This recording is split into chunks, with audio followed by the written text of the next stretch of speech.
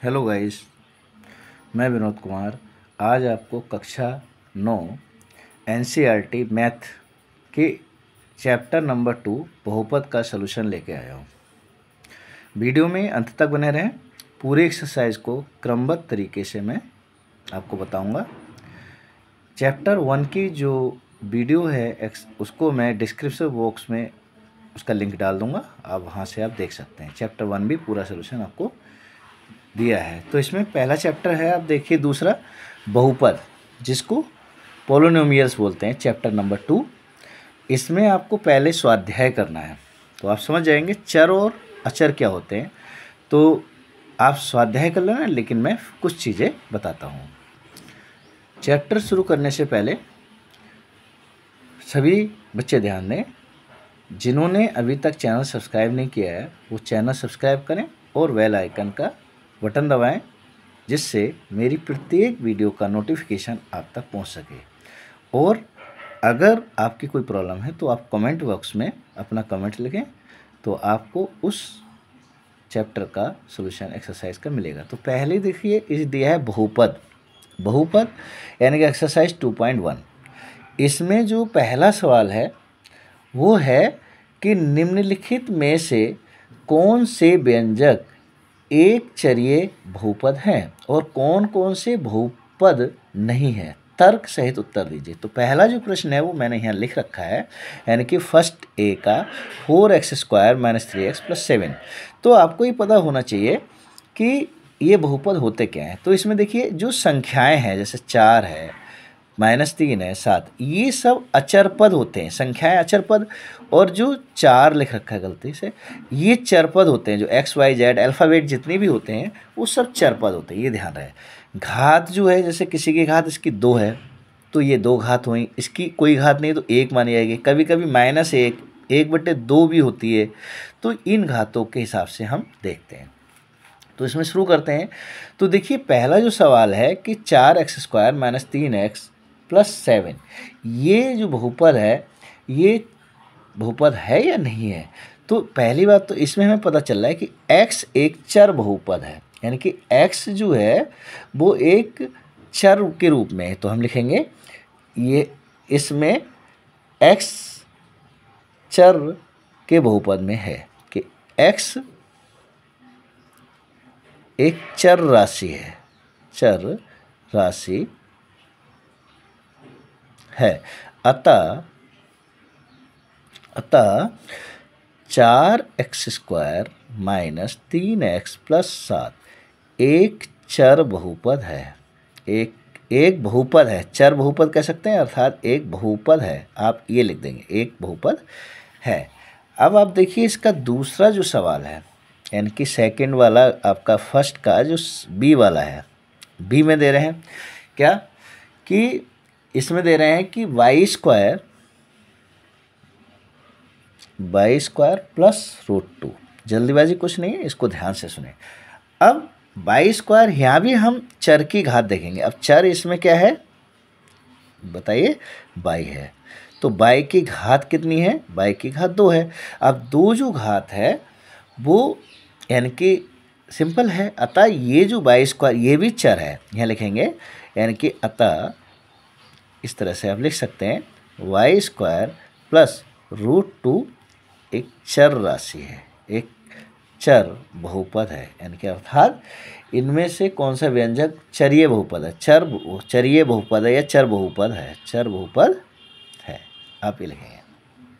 ठीक इसी प्रकार से आप देखिए, इसका जो सी है, यानी कि फर्स्ट का सी में जो दे रहे हैं वो 3 √t + √2t। अब इसको क्या है, अभी मैंने बताया था कि घात अगर माइनस में है या बट्टे में। अब ये कैसे पहचानेंगे आप, तो देखिए, जो अगर हम कभी भी √t लिखा है तो इसका मतलब होता है t की घात 1/2। क्यों, क्योंकि ये स्क्वायर रूट का मतलब 2 होता है। देखिए, जहाँ भी स्क्वायर, जैसे स्क्वायर a है, अगर 2 लिख के स्क्वायर a, तो ये स्क्वायर का मतलब होता है 2, और इसकी घात हो जाएगी स्क्वायर, यानी कि ओनली अगर स्क्वायर a है तो a की घात 2, 1/2। अब जब घात मैंने कहा था कि बटे में अगर है तो वो चर बहुपद यानी कि नहीं होगा। तो अर्थात ये आपके देखा जाए कि यहाँ लिखेंगे चर t की घात 1/2 है। अतः ये जो आपका 3√t प्लस रूट में 2t चर बहुपद नहीं है। यहाँ लिखेंगे चरिये बहुपद नहीं है। ये आपकी समझ में आया होगा। अब देखिए इसका अगला है यानी कि डी या चौथा नंबर जो है आपका, कहेंगे चौथा भी है। तो ये दिया है y प्लस 2/y। ये चर बहुपद है नहीं है। तो देखिए ये y है, इसकी घात तो 1 मानी जाएगी, लेकिन इसकी 1 मानी जाएगी। पर अब हम इसको y प्लस 2 और y को ऊपर ले जाएंगे तो y की घात -1 आ जाएगी। जब y यानी कि चर y यहाँ लिखेंगे, अतः चर y की घात क्या है भाई, घात -1 है। अतः y प्लस 2/y अगर माइनस में घात है, 1/2 में घात है, तो वो चरिये बहुपद नहीं है। अतः y प्लस 2/y एक चरिये बहुपद नहीं है। इतना आप करेंगे। इसी प्रकार से अगर आप ई देखेंगे यानी कि चौथा ई, या इसको 5वां नंबर है जो इसका आपका, ये जो आपका सवाल है आपका x की घात 10 है, सॉरी x की घात 10 है प्लस y की घात 3 है प्लस t की घात 50 है। अब इसमें चर तो तीनों हैं देखा जाए, लेकिन इसमें अलग अलग यानी कि 3 अलग अलग इसमें दे रखे हैं, यानी कि एक चरिये बहुपद ये पूरा मिलाकर नहीं होगा। क्यों? क्या तो ये x दे देते, x के फॉर्म में, y की फॉर्म में दे देते, लेकिन इसमें क्या है x अलग है, इसकी घात भी प्लस में, इसकी भी है, इसकी भी है। x y और t अलग अलग चर वाला एक व्यंजक है, इसलिए ये बहुपद नहीं होगा। यहाँ लिखेंगे अगर कारण आपको देखना है तो ये लिखना है ये एक चरिये बहुपद नहीं है, क्योंकि इसमें अनेक चर हैं भाई, 1 2 3 अनेक चर है। यहाँ लिखेंगे ये है चरिये बहुपद नहीं है, क्योंकि इसमें एक से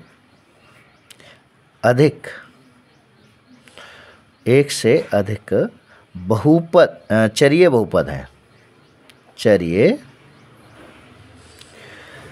एक से अधिक चरिये बहुपद हैं। ठीक है। अतः ये एक चरिये बहुपद नहीं है। यहाँ लिख देंगे अतः यह एक बहुपद नहीं है। तो उम्मीद है कि आपको ये पहले प्रश्न के यानी कि सभी प्रश्न समझ में आए होंगे। नेक्स्ट तो देखिए, उम्मीद है आपको समझ में आया होगा।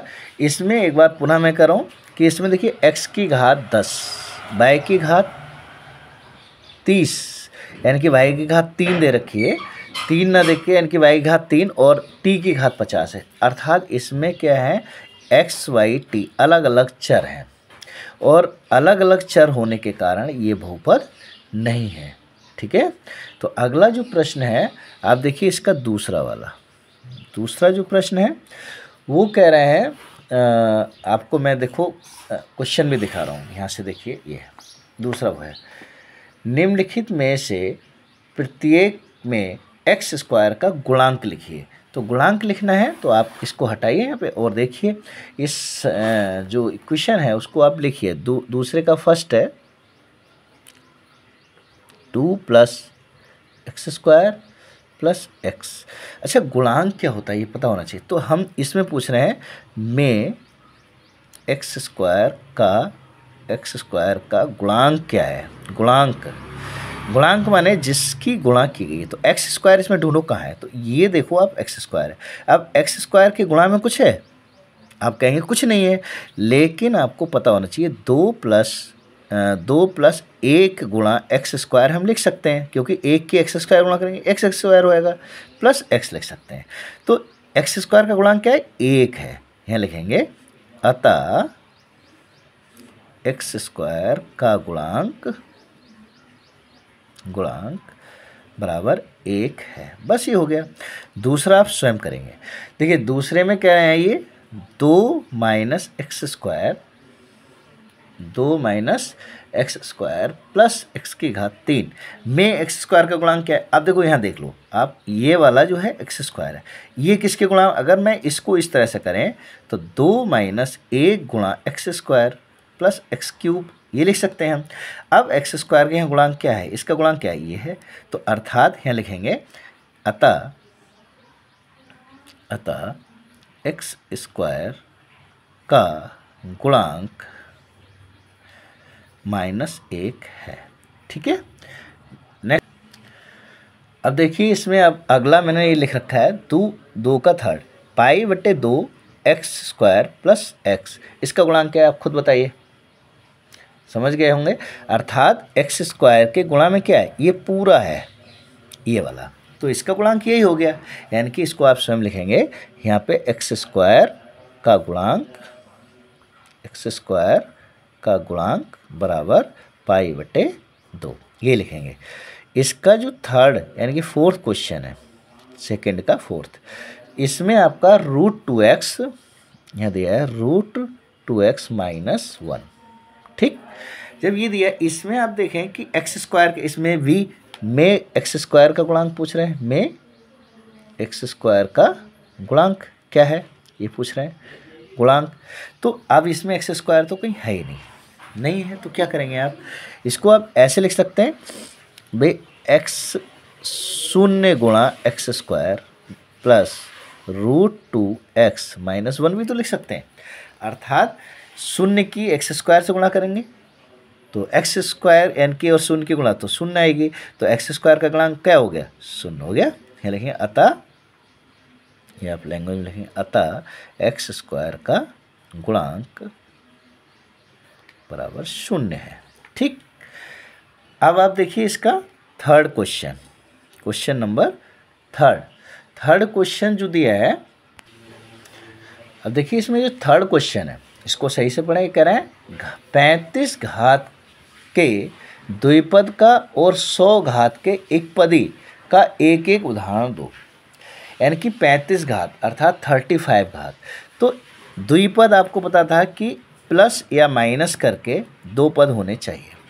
अब घात 35 है, तो पहले का अगर हम इसका ये करें, यहाँ पर घात 35 का एक द्विपद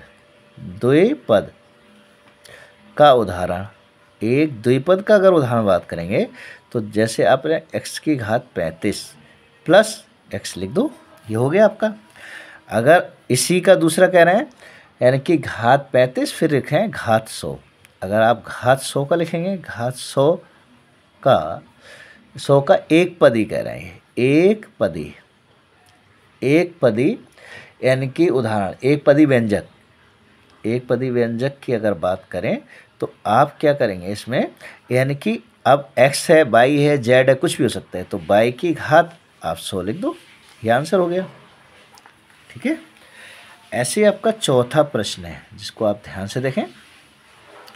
देखिए इसमें मैं लिख रहा हूँ, इसमें लाइनिंग का कोई ध्यान नहीं रहता, मैथ में कोई लाइनिंग नहीं होती, तो आप कहीं भी लिख सकते हैं, लेकिन राइटिंग मेरा ऐसा ही है, आप और सुधार करके लिख सकते हैं। चौथा प्रश्न इसमें निम्नलिखित बहुपदों में से प्रत्येक बहुपद की घात लिखिए। अच्छा, घात क्या होती है आप सब जानते हैं कि घात, जैसे पहला जो प्रश्न है इसमें दिया है 5x की घात 3 प्लस 4x की घात 2 प्लस 7x, इसमें घात क्या होगी, में घात। घात करना है क्या, तो इसमें देखो तो x5 x की घात 3 x की घात 2 x की घात कोई नहीं है तो 1, तो इसमें सबसे अधिकतम घात कौन सी है, तो यहाँ 3 है या 2 है 1, तो आप सब समझ गए होंगे अधिकतम क्या है 3 जी। तो इसमें आप 3, तो अर्थात इसमें घात 3, जो अधिकतम घात है वही उसकी घात या घातांक होता है। सेकंड सवाल है जिसकी आप स्वयं बताएंगे, यानी कि दिया है 4 माइनस वाई की घात 2, इसमें घात क्या होगी में घात घात बराबर। अब देखिए यहाँ जो अचर पद है 4, तो इसको नहीं देखेंगे, हम चर पद में देखेंगे, और y की घात 2 है तो इसकी घात 2 होगी। तीसरा आप स्वयं करेंगे, यानी कि इसमें आप देखिए 5t माइनस √7, अब √7 ये अचर पद है, ये भी अचर है, तो इसमें इसकी घात है, t की घात क्या है 1, तो इसकी घात भी 1 आएगी। ऐसे आप इसका चौथा सवाल है, यानी कि खाली यानी कि 3 दे दी, अब 3 में घात क्या होगी, अब देखिए 3 में कोई घात यहाँ नहीं लिखा है, लेकिन हम 3 को 3 गुणा x की घात 0 लिख सकते हैं, तो जिसकी घात जो होती है वही घात होती है, तो में घात बराबर क्या होगी, में घात बराबर 0। तो उम्मीद है ये आपको समझ में आ रहा होंगे। अगला 5वां प्रश्न, अब देखिए इसमें 2.1 का ही 5वां सवाल है। ये कह रहा है, प्रश्न है कि बताइए कि निम्नलिखित बहुपदों में कौन कौन से बहुपद रैखिक हैं, कौन कौन से द्विघाती हैं और कौन कौन से त्रिघाती हैं। अभी आपने घातों के बारे में पढ़ा, अब आप आसानी से इन्हें समझ सकते हैं। तो देखिए जैसा पहला सवाल है, इन्होंने ये कह रहे हैं कि लिखा है 5x³ plus 4x² plus 7x में रैखिक, अगर किसी की देखिए अगर घात 1 है, रैखिक अगर बहुपद होगा, तो मैं आपको कुछ बता दूं, रैखिक बहुपद में क्या होगा कि रैखिक में घात जो है वो 1 होगी, रैखिक में क्या होगी घात 1, और द्विघाती यानी कि रैखिक है, फिर इसमें पूछा है द्विघाती, तो द्विघाती में अगर बात करें तो द्विघाती में जो घात होगी वो 2 होगी, गुड। ऐसी त्रिघाती, त्रिघाती का मतलब समझ रहे हैं आप, 3 घात है, किसकी घात 3। अब आप इनको ज्ञात कर सकते हैं। तो पहला प्रश्न आप बताइए कि 5x की घात 3 4x की घात 2 इसमें x की घात 1, सबसे बड़ी घात कौन सी है, 3 है। अब देखिए इसमें यह 3 है तो कौन सा हुआ ये, यानी कि त्रिघाती हो, तो आप यहाँ लिखेंगे 5x³ plus 4x² plus 7x में सबसे बड़ी घात, में सबसे बड़ी घात बराबर 3, अतः त्रिघाती बहुपद है, अतः यह त्रिघाती बहुपद है। दूसरा प्रश्न आप स्वयं देखिए, अब दूसरा यानी कि आपको मैंने जो है ये चौथे का पहला लिख दिया, जबकि 5वें का जो पहला प्रश्न है वो ये लो, ये है x² प्लस x में, ये कौन सी, अब आप लेकिन आप समझ तो गए होंगे कि इसमें क्या है। तो x² प्लस x में सब बड़ी घात क्या है, में सबसे बड़ी घात, यहाँ लिखेंगे सबसे बड़ी घात, सबसे बड़ी घात इसमें 2 है, तो 2 है तो इसलिए कैसा हुआ द्विघाती, द्विघाती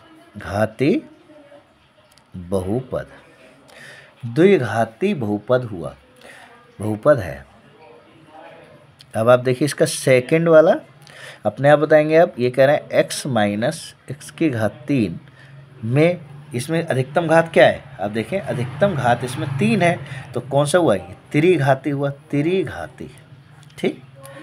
इसी प्रकार से आप इसका थर्ड वाला आप अपने आप कर लेंगे,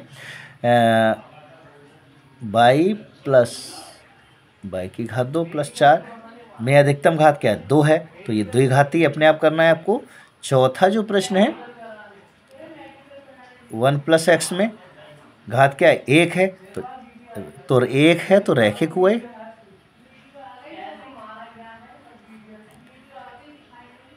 एक में रैखिक, और 5वां है 3t, 3t में घात क्या आएगी 1, तो ये भी रैखिक हुआ।